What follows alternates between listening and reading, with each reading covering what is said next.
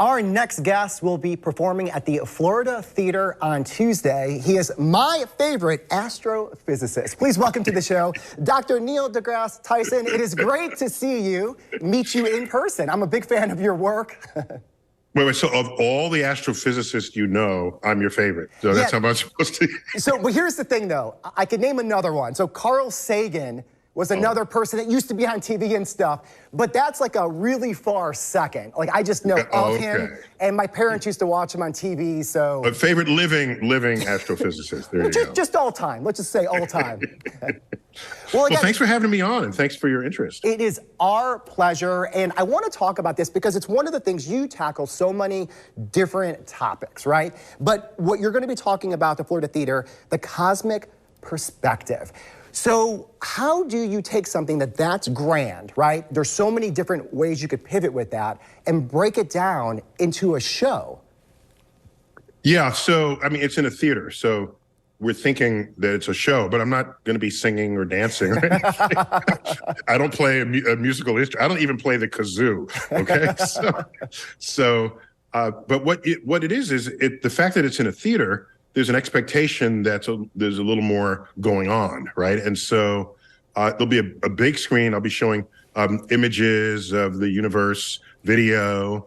I'll be talking about it, offering points of view on things that are familiar to you, but now you'll get to see them in a completely different way. And this is, some of that is just simply showing you what it looks like through the lens of science literacy. But another aspect of it is what it looks like when you sort of see it from above. You know, there's that phrase, what is the stratospheric view? Well, you're still in the atmosphere for that view.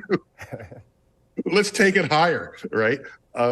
Orbital view, a view from the moon, a view from the edge of the solar system.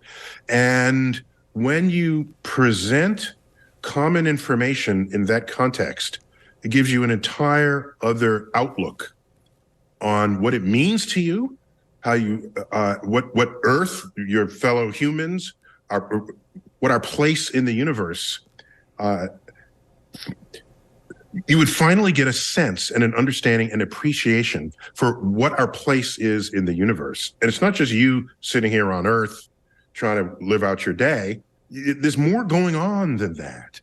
Like the molecules in your body are traceable. The atoms of those molecules are traceable to stars that manufactured them in their cores and then later in life exploded, scattering that enrichment across pristine gas clouds, such as what is visible behind me. And within those gas clouds, next generations of stars are born that have the ingredients necessary for life as we know it. So it's not just that you're alive in the universe. In a way, the universe is alive within you. And it's not just a poetic reference, it's a literally true that we are stardust. And that can be transformative to a person if you're otherwise not wondering what the meaning of life is or what to do about it or what kind of life you would or could or should lead. It helps put things in context.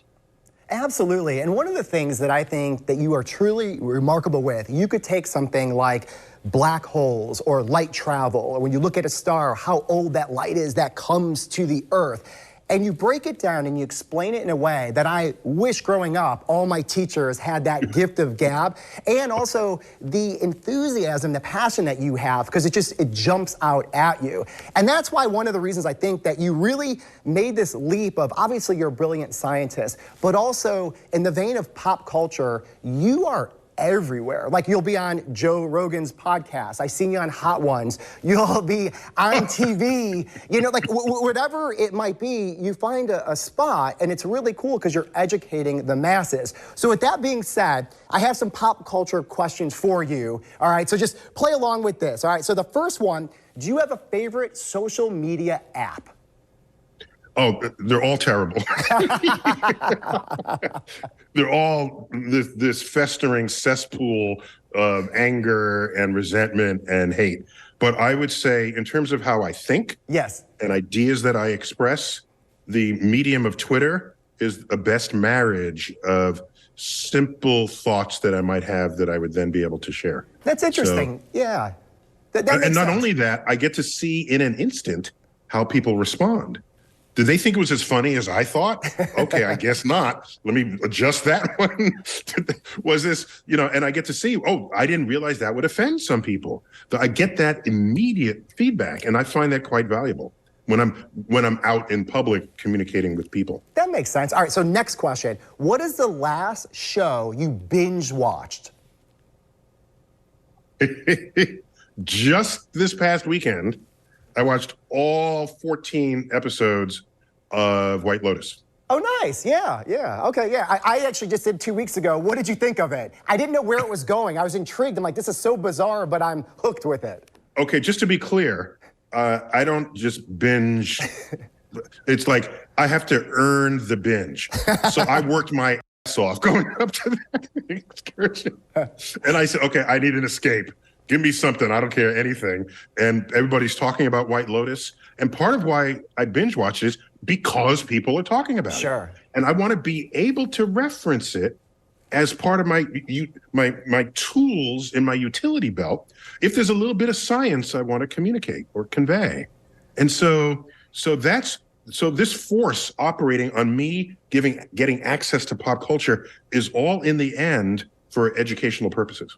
Absolutely, that makes sense. And you're on multiple platforms. And just like with White Lotus, I would never have guessed you to binge watch White Lotus. But I like that because it's what people are talking about. And you want to see, hey, where can I connect? What's the buzz about? So that makes a lot of sense. What's your favorite movie of all time? Do you have one? The Matrix. The Matrix. Oh, that makes sense. Yeah, Matrix 1. Matrix 1. Not right. 2 or 3. No, or 4. The Matrix 1. That's a classic. All right, what about this one? Yeah, and I think there's one physics flaw right in the middle of it, but they did so much else so well that I'll give them a hall pass on that, because a lot of the movie could not happen without the premise that they invoked about the physics, even though the physics is flawed. So I'm not some mean, evil person that's always picking wrong science out of films. If you've earned it, I'll give it to you. That's all. I like that. All right. So, and Dr. Tyson, who is your celebrity crush? Celebrity crush. So, I have a celebrity crush on Dwayne Johnson. Nice. Okay. But for a reason. Okay. So not him lately because he's really buffed up, but go back maybe 8 years, 7 years. It wasn't quite this buffed up, but he was still buffed up. That's what I used to look like 45 pounds ago. I was pretty cut. I was captain of my school's wrestling team.